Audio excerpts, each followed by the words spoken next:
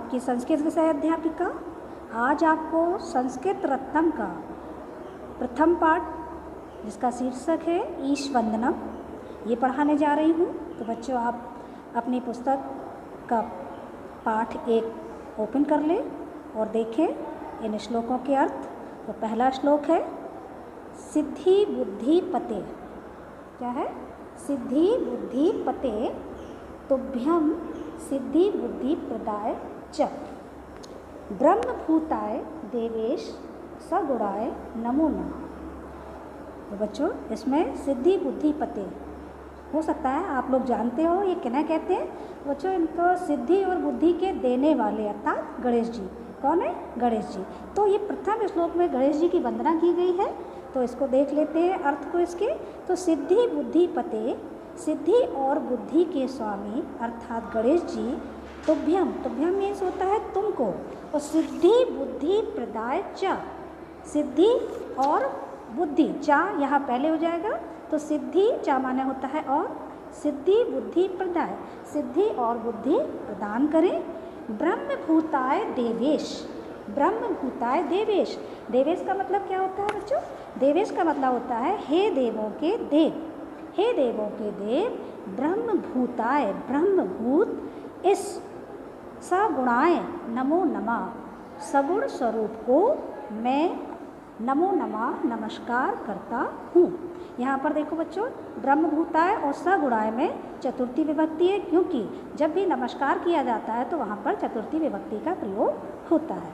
तो बच्चों, फिर से एक बार इसका अर्थ देख लेते हैं। सिद्धि बुद्धि पते अर्थात सिद्धि और बुद्धि के स्वामी गणेश जी तुमको सिद्धि और बुद्धि प्रदान करें, और ब्रह्म रूप ब्रह्मभूताय देवेश, हे देवों के देव, ब्रह्मभूत इस सगुण स्वरूप को मैं नमस्कार करता हूँ। तो बच्चों, आगे दूसरा श्लोक देखते हैं, पढ़ते हैं इसको। मतिदाम वरदाम च एव, यहाँ पर देखिए संधि विच्छेद होगा। च धन एव, च धन एव जो होगा ये वृद्धि संधि बराबर बन जाएगा चैव, यहाँ पर वृद्धि संधि है। और सर्व काम फल प्रदाम, इसको हम करेंगे सर्व काम फल प्रदाम केशवस्य प्रियाम देवीम वीणा हस्ताम नमाम्यहम। यहाँ पर भी देखो नमाम्यहम, यहाँ पर भी इसकी संधि विच्छेद क्या होगी? नमामि धन अहम, नमामि, ये देखिए नमामि धन अ ह म, ये अहम। तो यहाँ पर यण संधि है, ई का या बन जाता है, इसलिए यहाँ पर यण संधि है। तो नमामि अहम हो गया ये। तो अब इसका अर्थ समझते हैं, क्या है? मतिदाम वरदाम, मतिदाम यानी मति माने बुद्धि, दाम माने देने वाली, बुद्धि की देने वाली। और यहाँ पर देखो स्त्रीलिंग रूप है, दा जब लास्ट में लगा होता है तो वहाँ पर देने के अर्थ से होता है। तो यहाँ पर मति दाम यानी बुद्धि की देने वाली, वरदाम वर देने वाली को, च एव और च एव सर्व काम फल प्रदान मीन्स सभी काम माने इच्छाओं को, सभी इच्छाओं का फल प्रदान करने वाली को। केशवस यानी केशवस श्री कृष्ण जी को कहते हैं केशव की, षष्ठी विभक्ति का प्रयोग है यहाँ पर। केशवस केशव की प्रियाम प्रिय, प्रिया को, देवीम यानी देवी को, वीणा हस्ताम जिनके हाथ में वीणा है अर्थात सरस्वती, तो वीणा हाथ में लेने वाली सरस्वती देवी को नमामि धन अहम, मैं नमस्कार करता हूँ। फिर से देख लेते हैं इसका कि मतिदाम यानी बुद्धि की देने वाली को, वरदाम वर देने वाली को, और सर्व काम सर्व इच्छाओं का फल देने वाली को, केशव की प्रिय प्रिया को, वीणा को हाथ में लेने वाली अर्थात सरस्वती देवी को मैं नमस्कार करता हूँ। ठीक है बच्चों, ये समझ में आ गया आपको। आगे चलते हैं, अगला श्लोक पढ़ते हैं। ईशावास्यस्यम इदम, इसकी भी संधि विच्छेद होगी तो क्या बनेगा?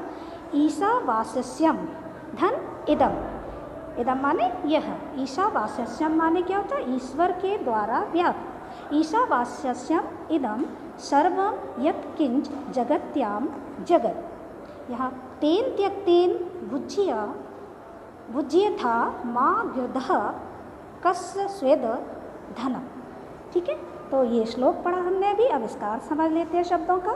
ईशावास्यम धन इदम, ये संधि विच्छेद होगी इसकी। तो ईशावास्यम ये होता है ईश्वर के द्वारा व्याप्त, इदम माने इस, सर्व माने संपूर्ण, यत्किंच माने जो कुछ भी, जगत्याम यानी संसार में, और जगत यानी चर अचर सजीव निर्जीव, जिसको कहते हैं लिविंग नॉन लिविंग ये। तो और तेन, त्यक्तेन, तेन माने उनका, त्यक्तेन में त्याग पूर्वक, भुज्यथा में भोग करो, माँ माने मत या नहीं, गिरधा माने मीन्स क्या होता है, गिरधा माने लोभ करो, कस्य स्वेद माने किसी दूसरे का, और धनम माने होता है धन। ठीक है, तो इसका हम अर्थ समझ लेते हैं अपने हिसाब से कि ईश्वर के द्वारा व्याप्त इस, वो क्या कहें, ईश्वर के द्वारा व्याप्त संपूर्ण इस जगत में जो कुछ भी चर और अचर के रूप में है, तेन उसका त्याग पूर्वक भुज्यथा मीन्स भोग करो। इस संसार में ईश्वर के द्वारा जो कुछ भी व्याप्त चर और अचर है उसका जो है त्याग पूर्वक भोग करो। और कस्य स्विद धनम यानी किसी दूसरे के धन का, गिरधा माने लोभ और माँ माने मत करो, माँ माने मत और गिरधा माने लोभ करो।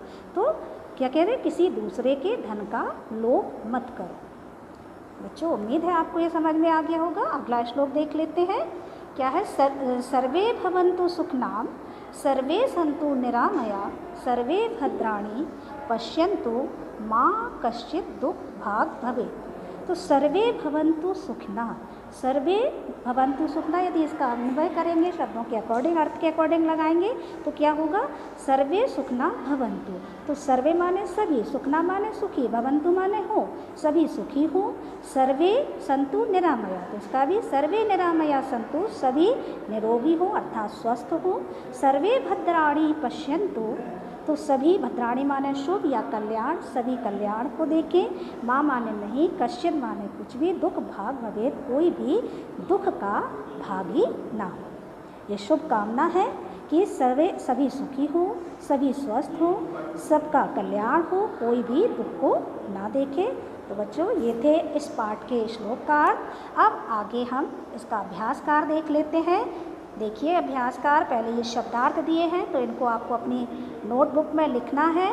जब आप ये लिख लेंगे इसके बाद ये अभ्यासकार है। देखते हैं सबसे पहला अभ्यासकार क्या है, रिक्त स्थानानि पूरयत, यानी कि रिक्त स्थानों को आपको इनको पूरा करना है, भरना है।